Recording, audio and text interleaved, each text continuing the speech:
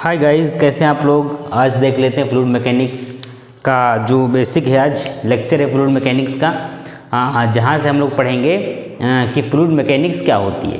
तो आज इंट्रोडक्शन देखते हैं और फिर धीरे धीरे टाइम के हिसाब से पूरी कवरेज करने वाले हैं फ्लूइड मैकेनिक्स। तो फ्लूइड मैकेनिक्स का फर्स्ट लेक्चर देख लेते हैं, इंट्रोडक्शन देख लेते हैं। आज क्या देख लेंगे? Fluid mechanics. कौन सी मैकेनिक्स? फ्लूइड मैकेनिक्स क्या होती है ये, इसके बारे में अभी डिस्कस करेंगे हम लोग, ठीक है। तो देखो, जैसा कि इसके नाम में है फ्लूइड मैकेनिक्स, तो फ्लूइड का मतलब क्या हो गया है कि मेरे पास कोई लिक्विड है, मतलब मेरे पास क्या है, कोई फ्लूइड है। फ्लूइड दो प्रकार का होता है। फ्लूइड कितने प्रकार का होता है? दो प्रकार का। एक तो होगा लिक्विड, दूसरी क्या होगी? गैस, ठीक है। अभी मैकेनिक्स है, मैकेनिक्स का मतलब एक वो शाखा जिसके अंतर्गत हमें फ्लूइड यानी कि लिक्विड और गैस के चलने के, उसके रुकने के, उसके फंक्शन के अध्ययन करेंगे, उसको क्या बोलेंगे? Fluid mechanics. जहाँ पे हम फ्लूइड के चलने, रुकने, उठने, बैठने, सारी उसकी गतिविधियों के बारे में जहाँ पे हम अध्ययन करेंगे, उसको हम कहेंगे फ्लूइड मैकेनिक्स। अब देखते हैं फ्लूइड मैकेनिक्स की डेफिनेशन। ये तो इसके दो पार्ट हो गए, लिक्विड एंड गैस। और एक होता है ठोस। तो पदार्थ की कितनी कंडीशन है? तीन कंडीशन है, या तो लिक्विड होगा, या सॉलिड होगा, या गैस होगा। इसी प्रकार से ये लिक्विड, गैस एंड सॉलिड की भी बात करेंगे हम। अब फ्लूइड मैकेनिक्स की डेफिनेशन क्या है ये समझ लेते थे। तो फ्लूइड मैकेनिक्स क्या बोलती है? इट इज, डेफिनेशन क्या है लिखो, it is define fluid rest and motion. It is define fluid rest and motion. जब फ्लूइड रेस्ट पे होगा तो उसके हम क्या बोलेंगे? फ्लूइड स्टैटिक है। और जब फ्लूइड मोशन में होगा तो हम उसे क्या बोलेंगे? फ्लूइड डायनेमिक है। फ्लूइड गति की कंडीशन में है, फ्लूइड जो है फ्लो कर रहा है, तो उसको हम क्या बोलेंगे? Fluid dynamics. आगे आते हैं, ये तो हुई इसकी डेफिनेशन। अब हम कैसे डिफाइन करेंगे कि फ्लूइड में लिक्विड एंड गैस है और फ्लूइड कैसे रेस्ट पे रहता है। सुनो, सबसे पहले आप बात कर लो फ्लूइड की। किस चीज़ की? फ्लूइड की। तो फ्लूइड की बात हम जब करेंगे, क्या करेंगे? ए सबस्टेंस इज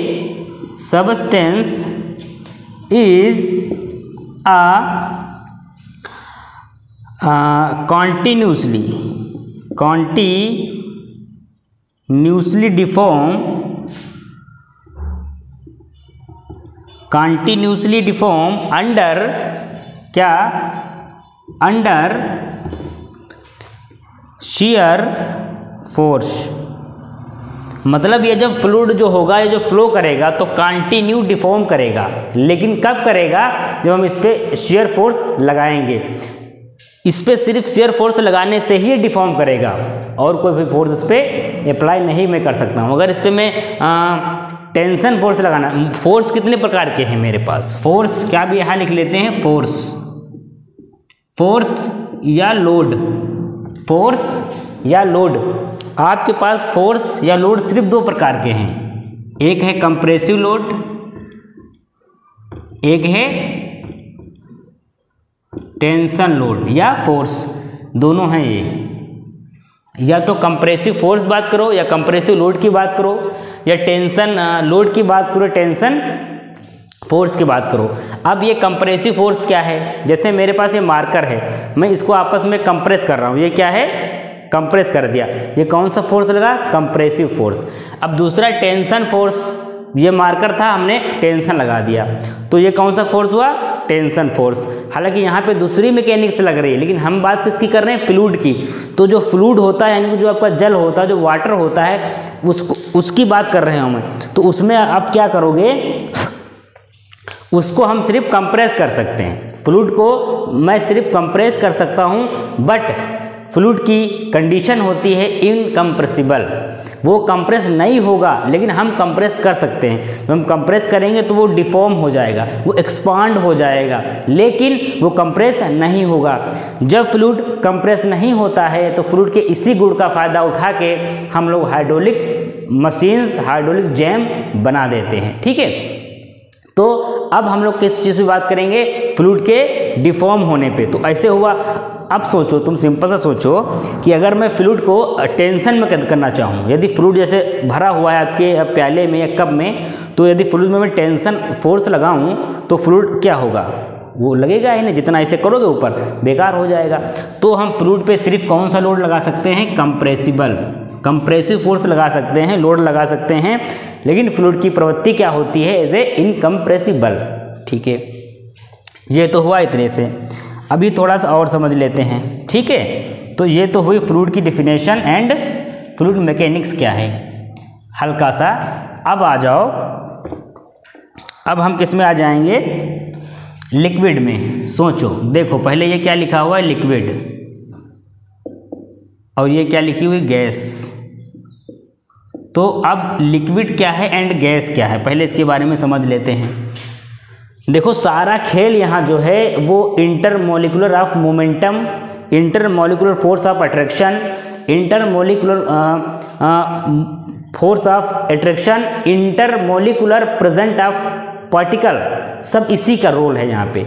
जितने पार्टिकल्स इंटरमोलिकुलर फोर्स में अट्रैक्ट रहेंगे, जितने इंटरमोलिकुलर फोर्स के दूर दूर रहेंगे, वो हमें डिफाइन कर देगा कि कौन सी चीज़ है, ये सॉलिड है कि लिक्विड है कि गैस है। तो मेरे पास दो कंडीशन है। अब लिक्विड में अब क्या लेंगे, सबसे पहले मैं बात करूँगा सॉलिड की। जैसे सपोज दैट ये मेरा क्या है, कोई सॉलिड है, ये कोई सॉलिड का टुकड़ा है, तो इसमें जो पार्टिकल्स होते हैं, अब आप देखेंगे कि जो सॉलिड होता है उसके जो पार्टिकल्स होते हैं वो आपस में काफ़ी मिले जुले होते हैं, मतलब आपस में पार्टिकल्स की मोहब्बत बहुत होती है, किसमें, सॉलिड में। इसीलिए ये सॉलिड कंटिन्यूसली डिफॉर्म नहीं होता है, ये इस पर हम जितना ही फोर्स लगाएंगे उतना ही डिफॉर्म होगा, उसके बाद फिर अपनी कंडीशन में आएगा। यदि ये प्लास्टिकली डिफॉर्म हो, इलास्टिकली डिफॉर्म हुआ है, यदि सॉलिड प्लास्टिकली डिफॉर्म हो गया है या any material in plastically deformation, तो वो अपनी रीगेन अवस्था में वापस नहीं आ सकता। लेकिन जब हम डिफॉर्म करते हैं आपके प्लास्टिकली को, तो वो डिफॉर्म अपनी इलास्टिकली में डिफॉर्म होकर आ जाता है, बट प्लास्टिकली में नहीं आता। इस बात का ध्यान रखना है। ये क्या है, सॉलिड। सॉलिड का सीन क्या होता है कि जिसके जो पार्टिकल्स हैं, ये पार्टिकल्स आपस में समान दूरी पे होंगे, मतलब इनका डिस्टेंस आपस में समान होगा।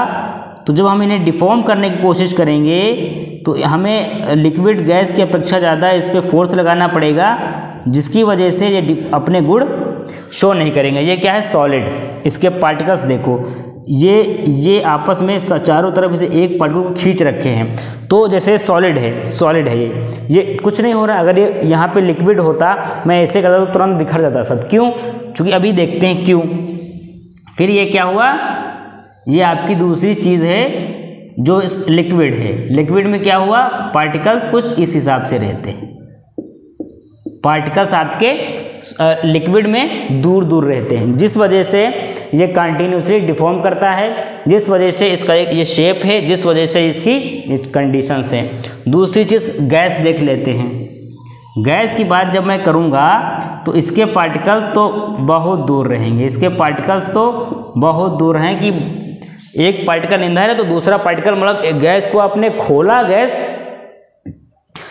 तभी आप जब गैस सिलेंडर से गैस को खोलते हैं तो गैस तुरंत उड़ जाती है, तुरंत एक्सपांड हो जाती है एज एटमॉस्फेयर में, आपके इन्वायरमेंटल में। क्यों, उसका रीज़न यही है कि जब हम गैस को ओपन करते हैं तो गैस तुरंत एक्सपांड हो करके और पूरी इन्वायरमेंटल में चली जाती है, पूरी वातावरण में चली जाती है। इसका मेन रीज़न है कि उसके जो इंटरमॉलिक्यूलर के जो इंटरमॉलिक्यूल है ना, वो इतने आपस में क्या नाम है, दुश्मन बोल लो।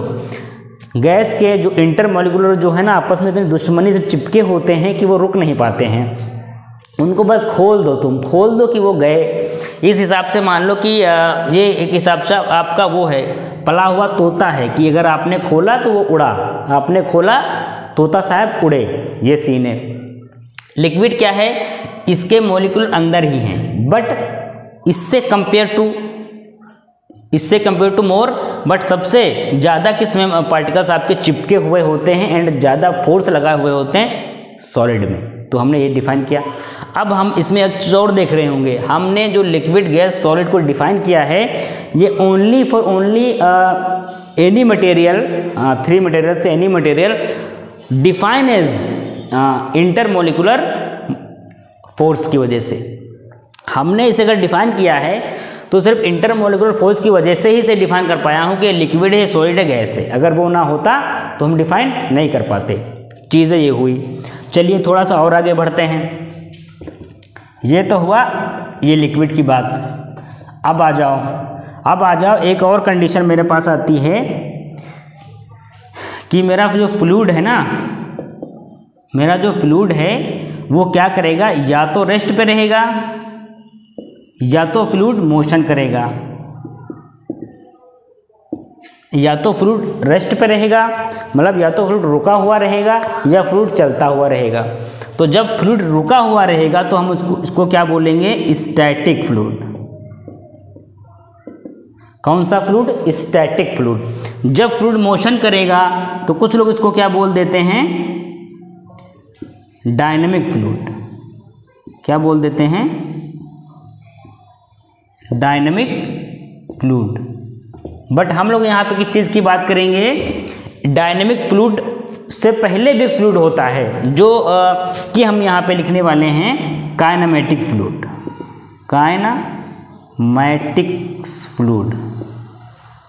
Kinematic fluid. अब ये kinematic fluid and dynamic fluid, static fluids क्या होते हैं, थोड़ा सा इस पर चर्चा कर लेते हैं।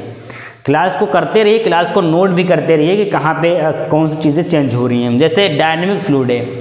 अब डायनेमिक फ्लूइड्स में हम क्या कंसीडर करेंगे कि फ्लूइड मोशन कर रहा है, फ्लूइड मोशन कर रहा है विद फोर्स, फ्लूइड मोशन कर रहा है विद फोर्स। और काइनेमेटिक्स में फ्लूइड मोशन तो कर रहा है लेकिन फोर्स नहीं उस पर, ओनली फॉर ओनली मोशन। क्या कंसीडर करेंगे, ओनली फॉर मोशन। सिर्फ मोशन को जहाँ कंसीडर करेंगे उसे हम काइनेमेटिक फ्लूइड बोलेंगे। डायनेमिक फ्लूइड में हम लोग क्या कंसीडर करते हैं, मोशन प्लस फोर्स। अच्छा ये फोर्स क्या है, फोर्स ही तो रीज़न है मोशन कराने का। Cage of force and motion, fluid dynamics का जो मेन कारण है वो मोशन फोर्स है। तो हम डायनेमिक में मोशन प्लस फोर्स दोनों कंसीडर करेंगे और काइनेमेटिक्स में सिर्फ only for only motion consider करेंगे। ये चीज़ हुई। आगे बढ़ते हैं। अब काइनेमेटिक्स हो गया। अब एक और होता है तुम्हारा काइनेटिक और ये डायनेमिक्स, ये सेम है, ठीक है, इसमें कुछ आपका वो नहीं करना हुआ है। चलिए ये तो फ्लूइड के बारे में थोड़ा सा हुआ। अब फ्लूइड डिफॉर्म कैसे होगा, अब फ्लूइड डिफॉर्म कैसे होगा थोड़ा सा ये भी देख लेते हैं। क्या था, फ्लूइड को डिफॉर्म कैसे होना था, under the shear action, shear force, shear stress, shear कोई भी चीज़, उसके बारे में बात कर लेते हैं। जैसे मान लो मेरे पास एक फ्लूइड है, मेरे पास एक फ्लूइड है, ठीक है।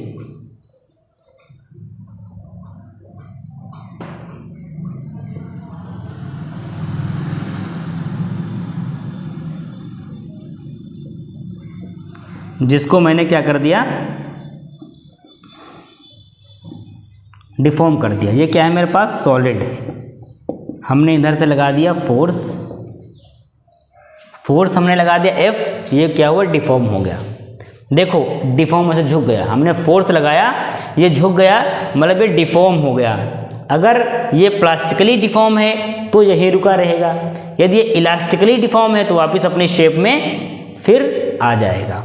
अब केस देखते हैं सॉलिड का, फ्लूइड का केस देखते हैं। देखो ये केस है आपके फ्लूइड का, किस चीज़ का केस है, फ्लूइड का। अब हमने इसको जब डिफॉर्म किया तो कुछ इस हिसाब से डिफॉर्म हुआ, ये कुछ इस हिसाब से डिफॉर्म हो रहा है मेरा फ्लूइड। हमने फ्लूइड को जब डिफाइन किया, डिफॉर्म का मतलब क्या होता है, उसकी कंडीशन को हमने चेंज किया। ये क्या है आपका फ्लूइड, ये क्या है आपका फोर्स। देखो ये इसकी चेंज होती हुई कंडीशन है। हमने जब फ्लूइड को डिफॉर्म किया वो भी कौन सा इस पे फोर्स लगाया हुआ है, शियर फोर्स। कौन सा फोर्स लगाया हमने, शियर फोर्स लगा करके इसको जब डिफॉर्म करने की कोशिश की तो शियर फोर्स की वजह से देखो ये इतना डिफॉर्म हुआ है। ये क्या है, फ्लूइड है जो कि इतना डिफॉर्म हो गया है, काफ़ी डिफॉर्म हो गया। देखो ये जा रहा है खिट खिट करते हुए, इतना अंतर आपके सॉलिड एंड लिक्विड में है। ठीक है, गैस को डिफॉर्म मैं नहीं कर सकता हूँ, इसलिए गैस का फार्मूला यहाँ पे नहीं बताया गया आपको। ठीक हो गया, चलिए इतनी चीज़ें हो गई। अभी क्या देख लेते हैं, शियर स्ट्रेस क्या होता है ये देख लेते हैं। क्या देख लेंगे, शियर स्ट्रेस क्या होता है। मान लो मेरे पास कोई फ्लूइड है, सिर्फ फ्लूइड की बात कर रहा हूँ मैं। दरअसल फ्लूइड में एक लिक्विड भी आपका आता है जो कि इनकम्प्रेसिबल है, गैस कंप्रेसिबल है। इसलिए हम फ्लूइड, अगर कभी सवाल आ जाए कि फ्लूइड कंप्रेसिबल है या इनकम्प्रेसिबल है तो काइंड नॉट डिफाइन, हम फ्लूइड को डिफाइन नहीं कर सकते, लेकिन हम लिक्विड को बता सकते हैं कि लिक्विड इनकम्प्रेसिबल है बट गैस कंप्रेसिबल है। और फ्लूइड में ये दोनों चीज़ें आती हैं, इसलिए हम इसे खुल के नहीं बता सकते। ओपन मार्क में ये अभी डिफाइन नहीं हो पाया है, अभी ये डिफाइन ही नहीं हो पाया है, ना कभी हो पाएगा, कि चूँकि दोनों चीज़ें सेम है ना। मैं बात कर रहा था फ्लूइड की शियर स्ट्रेस की, मैं बात कर रहा था फ्लूइड के शियर स्ट्रेस के बारे में। शियर, मैं बात कर रहा था फ्लूइड के शियर स्ट्रेस के बारे में। सपोज दैट आपके पास ये फ्लूइड है, ठीक है, मान लो। वैसे तो फ्लूइड लहरों में नहीं होता है, लेकिन हमने माना है क्योंकि हमें यहाँ पे इक्वेशन बनानी है तो हमें मानना ज़रूरी है। चीज़ें समझ में आ रही, नहीं समझ में आ रही हो तो दोबारा पढ़ लो, नहीं समझ में आई हो तो रिवीजन कर लो, लेकिन पढ़ना ज़रूरी है। खाना जब समझ में नहीं आता है हम तब भी खा लेते हैं, उसी हिसाब से जब पढ़ना समझ में ना आए तभी भी उसको हम पढ़ लेंगे। ठीक है, समझो यहाँ पे कहानी क्या है। कहानी कुछ इस प्रकार है इसकी, ये मेरा फ्लूइड है। अब फ्लूइड मान लो ये कहीं भरा हुआ है, मान लो कोई ताल है, मान लो कोई तालाब है, मान लो ग्लास है आपका जिसमें फ्लूइड भरा हुआ है। अब हमें क्या करना है, इस पर हम एक अपना रूल्स लगाएंगे। कभी भी अगर आपको ये डेल्टा मिल जाए और ये हुआ तो जान जाना कि जो ये डेल्टा के नीचे दो डंडी तीन खींची हुई है, इसके बाद ये most of top of most layer है, मतलब इसके ऊपर कोई लेयर अब नहीं होगी, ये मोस्ट लेयर है टॉप की। आगे आते हैं, देखो सपोज कर लो हमने यहाँ पे एक वो कंसीडर कर लिया है, ये हमने कंसीडर कर लिया कि मेरी एक, ये मान लो कि ये मेरी एक फ्लूइड की वर्टिकल लाइन है। ठीक है, अब हमने यहाँ पे एक फोर्स लगाना स्टार्ट किया। हमने यहाँ पे कौन सा लगाया, फोर्स, शियर फोर्स हमने F लगा दिया। यहाँ पे इस तरफ हमने इस फ्लूइड को ऐसे धक्का दिया। हमने इस फ्लूइड को जब ऐसे धक्का दिया तो सबसे पहले ये लेयर चलेगी ऊपर, मतलब जो ऊपर की लेयर है सबसे पहले वो थोड़ा यहाँ पर डिफॉर्म होगी। जब हमने इसको धक्का दिया तो सबसे पहले ये लेयर यहाँ पे डिफॉर्म होगी, फिर उसके नीचे वाली लेयर थोड़ा सा डिफॉर्म होगी, उसके नीचे वाली लेयर थोड़ा सा डिफॉर्म होगी। लेकिन ये देखो डिफॉर्म भी होती जा रही प्लस नीचे की लेयरें कम जा रही हैं, क्योंकि हमने फोर्स ऊपर ज़्यादा लगा दिया, इसीलिए इसको हम शियर फोर्स बोले। शियर फोर्स की सिचुएशन यही होती है कि ऐसे ही ये काम करेगा। दूसरी चीज़, फिर हम ये लेयर ऊपर गई, देख रहे हो, फिर ये इसको थोड़ा खींचे, इसने इसको खींचा, इसने इसको खींचा, इसने इसको खींचा, इसने इसको खींचा, और ये एक्चुअली आ गई आपके इस सेंटर पे, जो कि ये डिफाइन कर रहा है, मतलब ये इस सेंटर पे आ गई एकदम, यहाँ पे मिली आकर के, जहाँ पे ये मेरा पॉइंट था, ये हो गया। तो ये इस पहले लेयर को इसने यहाँ पे धक्का दिया, दूसरी लेयर यहाँ रह गई, फिर ये बीच में जो कोड बन गया इसको हमने क्या बोल दिया, फाई एंगल। इसने कौन सा एंगल बनाया, फाई एंगल। किसी एंगल पे डिफॉर्म हो गई है तो हम इसको क्या बोल देंगे, फाई इक्वल टू क्या है, एंगल ऑफ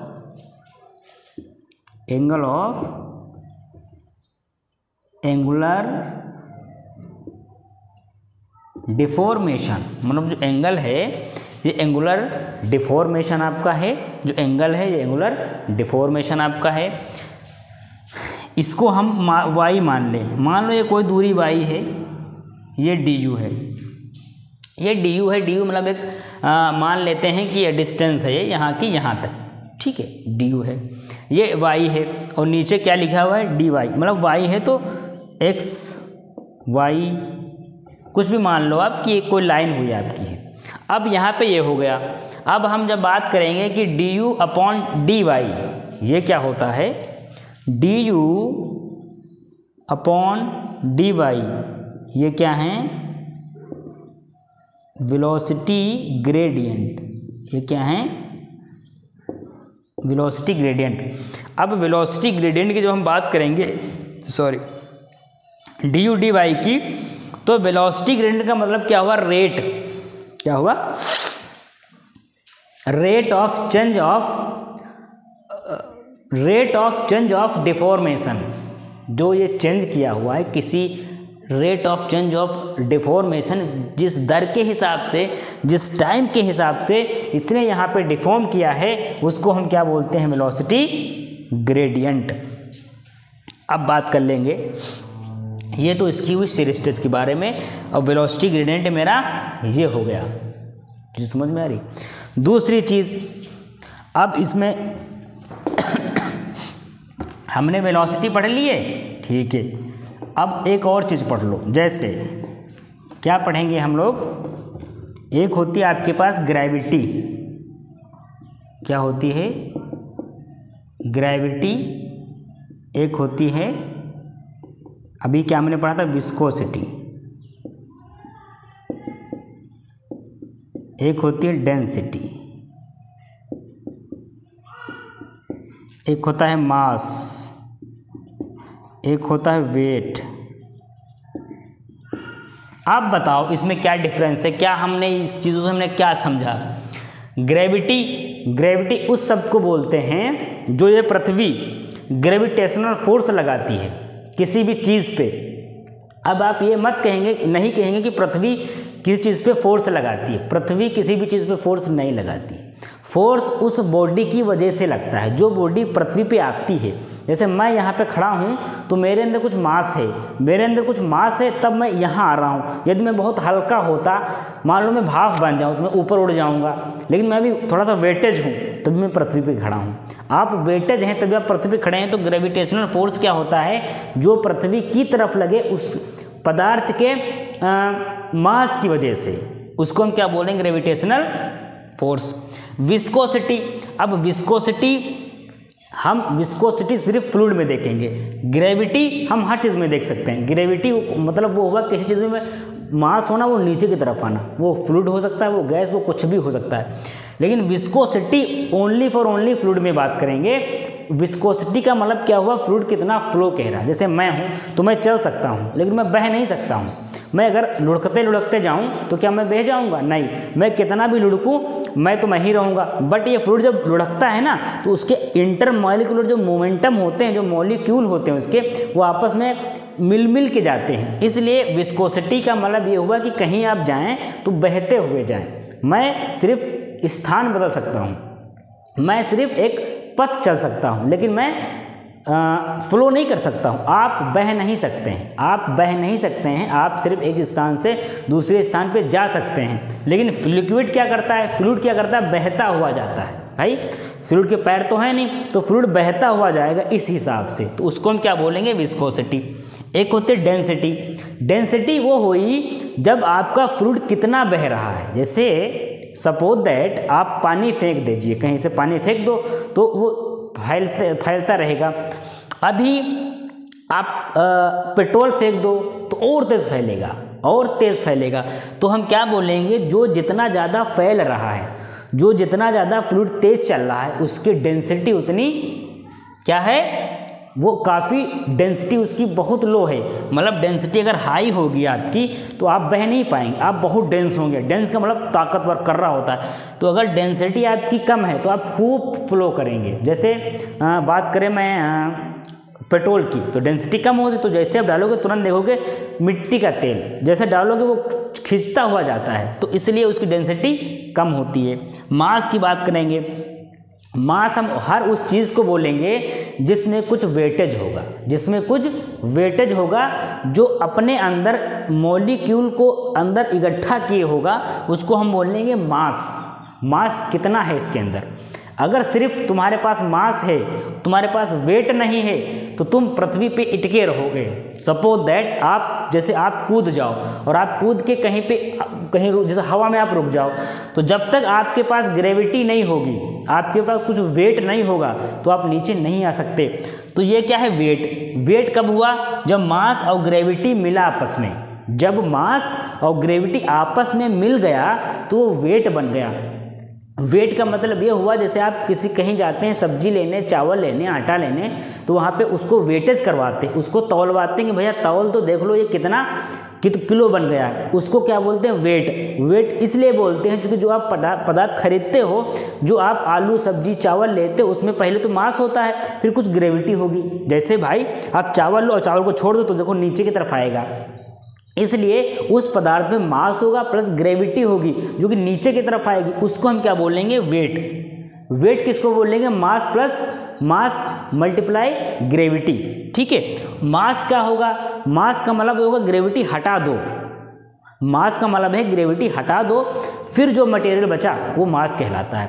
तो अगर मेरे पास सिर्फ मास है, मेरे पास ग्रेविटी नहीं है, तो मैं पृथ्वी में ऊपर ही इटका रहूँगा, नीचे नहीं आ सकता। इसको क्या बोलते हैं, वेट बोलते हैं इसको। जो समझ में आई।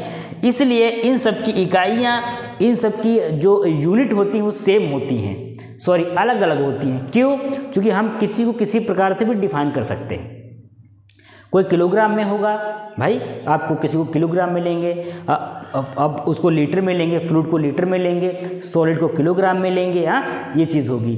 तो इस हिसाब से हम लोग डिफाइन करते हैं इसके यूनिटों को। अभी हमने ग्रेविटी, विस्कोसिटी, डेंसिटी, मास, वेट पढ़ा। ये हमने इसलिए नहीं पढ़ा है कि इसको पढ़ के बस छोड़ देना है, ऐसा नहीं। इसको हमने इसलिए पढ़ा है कि इसको अभी हम लोग आगे और डिफाइन करेंगे। फ्लूइड मैकेनिक्स के कुछ ऐसे टर्म्स हैं जो यदि आप अभी डिफाइन नहीं कर पाएंगे, तो जब फ्लूइड मैकेनिक्स स्टार्ट हो जाएगी तो आपके पल्ले नहीं पड़ेगी चीज़ें। इसलिए हम लोग ग्रेविटी, विस्कोसिटी, डेंसिटी, मास, वेट ये सारी चीज़ें पढ़ रहे हैं। फ्लोबिलिटी, एक क्या होता है फ्लो, एक क्या होता है फ्लो, एक होता है फ्लोबिलिटी। अब फ्लो और फ्लोबिलिटी में क्या डिफरेंस है। फ्लो का मतलब ये हुआ है कि जैसे फ्लूइड क्या है कि वो फ्लो करते हुए जाता है, लेकिन फ्लोबिलिटी क्या है, फ्लोबिलिटी का मतलब होता है वो हम भी कर सकते हैं, मतलब मैं भी फ्लो हो सकता हूँ लेकिन मैं फ्लो नहीं कर सकता हूँ, मैं फ्लोबिलिटी कर सकता हूँ। फ्लोबिलिटी का मतलब हुआ कि फ्लो करने का एक गुण, फ्लो करने का एक गुण, बट फ्लो क्या हुआ, स्वयं का वो चीज़। जैसे मैं हूँ तो मैं खुद हूँ, लेकिन यदि मैं कुछ बनना चाहूँ, जैसे कि सपोज दैट आप कुछ कोई हीरो बनना चाहें, जैसे आप एक एग्जांपल लो कि आप सलमान खान बनना चाह रहे हैं, तो आप सलमान खान बनना चाह रहे हैं, ये आपकी फ्लोबिलिटी है। बट सलमान खान है, वो उसके क्या है, फ्लो है वो, मतलब सलमान खान अपने आप में एक फ्लो है, बट आप सलमान खान बनना चाह रहे हैं, ये आपकी फ्लोबिलिटी, ये आपकी फ्लोबिलिटी है, ये इसमें आएगा फ्लोबिलिटी में। फ्लोबिलिटी में जो हम बनना चाहते हैं वो फ्लोबिलिटी है, और जो हम हैं एक्चुअली वो फ्लो है। समझ में आ रही चीज़ें। तो यहाँ से ये डिफाइन हो गया फ्लोबिलिटी एंड फ्लो क्या होता है मेरा। ग्रेविटेशनल फोर्स, ये सारी चीज़ें। अब एक होता है फोर्स, एक होता है लोड, इनमें अंतर समझ लें हम लोग, फोर्स एंड लोड। एक तो होता है फोर्स, दूसरा होगा लोड। समझो ये क्या है। फोर्स क्या होता है, फोर्स मेरे पास दो प्रकार के होते हैं, फोर्स मेरे पास दो प्रकार के होते हैं। एक है कंप्रेसिव फोर्स, कंप्रेसिव फोर्स, और दूसरा है टेंशन फोर्स। दूसरा कौन सा है, टेंशन फोर्स। कंप्रेसिव फोर्स वो है हम जिसको कंप्रेस करें, जिसको हम धक्का लगा, जैसे आप कभी हवा भरते हो साइकिल में पंप से, वो क्या है आपका कंप्रेसिव फोर्स। और टेंशन फोर्स क्या है, किसी के आप बाल नोच लो, मतलब जैसे कि यह कोई बैठा हो आप उसके बाल पकड़ के खींच लो, ये कौन सा है, टेंशन फोर्स। और ये कंप्रेसिव फोर्स क्या है, आप अपने साइकिल में हवा भरो, ये क्या है कंप्रेसिव फोर्स।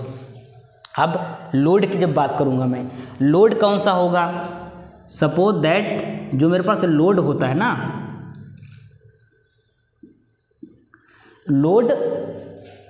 लोड किसी चीज़ की वजह से लगता है।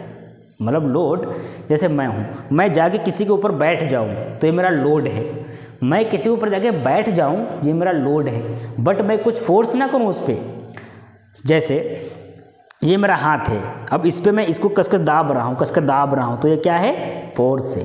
बट इसको ऐसे ही रख दूँ तो इसका लोड है। ये समझ में आ रही।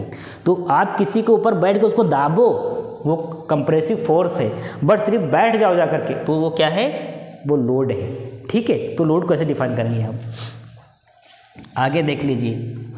ये फोर्स लोड हो गया, ठीक है। तो देखिए इतनी चीज़ें हो गई हैं। अभी कल 2-4 टर्म इसके और पढ़ लेंगे कि फ्लूइड में चीज़ों को एक्चुअली कहते क्या हैं, फिर आगे फ्लूइड को और पढ़ेंगे, अच्छे से पढ़ेंगे फ्लूइड को। ठीक है, तब तक इसको देखते रहिए और चैनल को हो सके तो सब्सक्राइब कर लो और लाइक कर दो। ठीक है, ओके।